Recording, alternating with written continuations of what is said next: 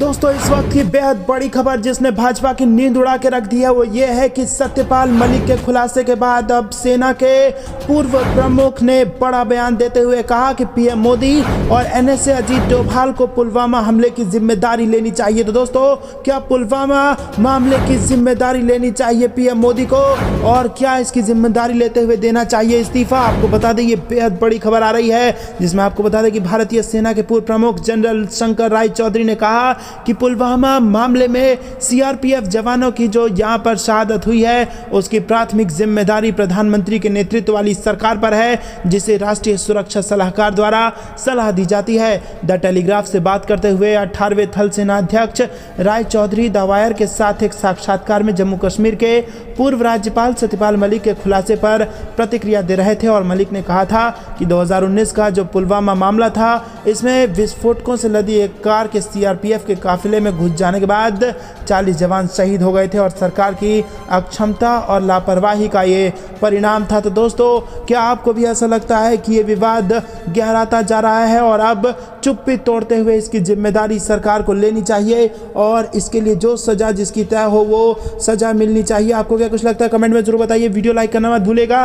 रुक करते हैं अगली ब्रेकिंग न्यूज की तरफ। नीतीश के एक के मुकाबले एक फॉर्मूले से भाजपा में बेचैनी। एनडीए के लिए 2014 का प्रदर्शन दोहराना नहीं होगा आसान। जी हां दोस्तों, राहुल गांधी की सदस्यता रद्द होने के बाद जिस प्रकार से सारा विपक्ष एकजुट हुआ है और जिस प्रकार से नीतीश कुमार भी इस गठबंधन में विपक्षी एकता के लिए सूत्रधार बने हैं उसने बीजेपी की नींद उड़ा दी है और एक नया फार्मूला जो नीतीश कुमार लेके आए हैं जिसका नाम है एक के मुकाबले एक, इसने तो भाजपा में बेचैनी मचा दी है और एनडीए के लिए अब 2014 वाली जीत को दोहराना असंभव है। विपक्षी एकता की पहल के लिए मुख्यमंत्री नीतीश कुमार का एक के मुकाबले एक का फार्मूला बीजेपी को डराता है तो महागठबंधन को उत्साहित करता है। 2014 लोकसभा चुनाव में पड़े वोटों की गिनती कर महागठबंधन उत्साहित है और दूसरी तरफ बीजेपी को बड़ा नुकसान संभव है। दोस्तों रुक करते हैं अगली ब्रेकिंग न्यूज की तरफ। राहुल गांधी का पीएम मोदी को चुनौती, बोले 2011 की जाति जनगणना के आंकड़े सार्वजनिक करें प्रधानमंत्री। जी हां दोस्तों,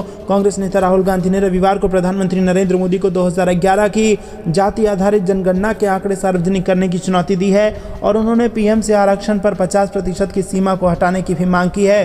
कांग्रेस नेता ने दावा किया कि केंद्र सरकार में सचिव के रूप में केवल 7% अन्य पिछड़ा जातियां, दलित और आदिवासी हैं। राहुल गांधी कर्नाटक दौरे पर हैं और उन्होंने कोलार में रैली की और पिछले महीने मानहानि के एक मामले में दोषी ठहराए जाने के बाद संसद से अयोग्य घोषित किए जाने के बाद कांग्रेस नेता की कर्नाटक में पहली रैली है। कांग्रेस के नेतृत्व वाली यूपीए सरकार ने 2011 में सामाजिक, आर्थिक और जाति जनगणना कराया था। जाति के आंकड़ों को छोड़कर जनगणना की रिपोर्ट प्रकाशित की गई थी। 50% की अधिकतम सीमा सुप्रीम कोर्ट के निर्णयों की ओर इशारा करती है जिसमें कहा गया है कि विभिन्न समुदाय के लिए सरकारी नौकरियों और शिक्षा में आरक्षण का उल्लंघन नहीं होना चाहिए। रुक करते हैं अगली ब्रेकिंग न्यूज की तरफ। क्या मोदी बनेंगे कर्नाटक के मुख्यमंत्री? जो बीजेपी सिर्फ उनके नाम पर चुनाव लड़ रही है, कांग्रेस अध्यक्ष मल्लिकार्जुन खड़गे का सवाल। जी हां दोस्तों, आपको बता दें कांग्रेस अध्यक्ष मल्लिकार्जुन खड़गे ने कहा है कि आखिर कब तक बीजेपी पीएम मोदी के नाम पर चुनाव लड़ती रहेगी? क्या वो कर्नाटक के मुख्यमंत्री बनने जा रहे हैं?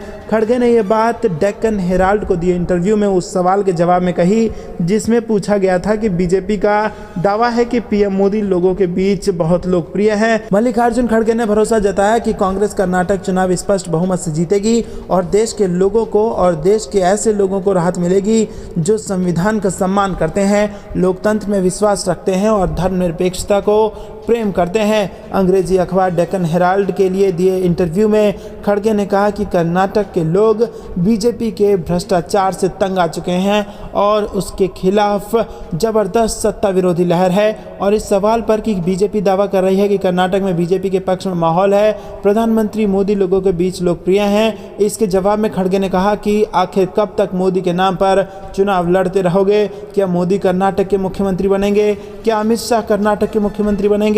उन्होंने कहा कि कर्नाटक में स्थानीय मुद्दे लोगों के सामने हैं। कांग्रेस अध्यक्ष ने कहा कि 40% कमीशन वाली सरकार की बात आज सबकी जुबान पर है। ऐसे में अगर बीजेपी सत्ता के पक्ष में लहर बताती है तो क्या मोदी ने इस 40% कमीशन वाले भ्रष्टाचार को हरी झंडी दे दी है। दोस्तों रुक करते हैं अगली ब्रेकिंग न्यूज़ की तरफ।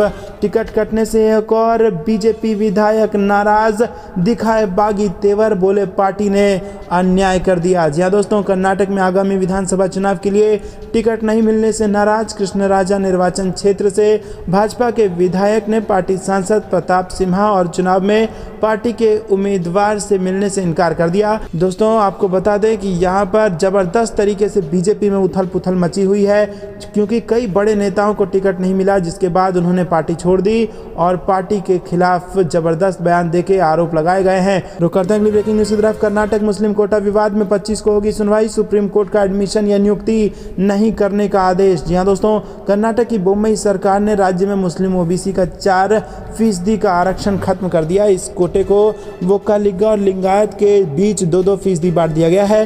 कर्नाटक सरकार के इस फैसले के खिलाफ मंगलवार को हुई सुनवाई में सुप्रीम कोर्ट ने सुनवाई को 25 अप्रैल तक के लिए स्थगित कर दिया है और साथ में कोई एडमिशन या नियुक्ति नहीं करने का अंतरिम आदेश 25 अप्रैल तक बढ़ा दिया है। सुप्रीम कोर्ट के जस्टिस के.एम. जोसेफ और जस्टिस बी.वी. नागरत्ना की खंडपीठ अब इस मामले की सुनवाई अगले मंगलवार को करेगी और इस मामले की पहली सुनवाई के वक्त सॉलिसिटर जनरल तुषार मेहता ने पिछले हफ्ते कोर्ट को आश्वासन दिया था कि कुछ भी अपरिवर्तनीय नहीं होगा। दोस्तों रुक करते हैं अगली ब्रेकिंग न्यूज़ की तरफ। 2024 के लोकसभा चुनाव से पहले आक्रामक हुए वरुण गांधी, मंत्री नेताओं पर जमकर बोला हमला। जी हां दोस्तों, क्या 2024 के लोकसभा चुनाव से पहले वरुण गांधी कांग्रेस या किसी अन्य दल में भी शामिल हो सकते हैं? वरुण गांधी ने कहा कि वो उन नेताओं की तरह नहीं है जो चुनाव के समय बड़े बड़े वादे करते हैं और बाद में मुड़कर नहीं देखते।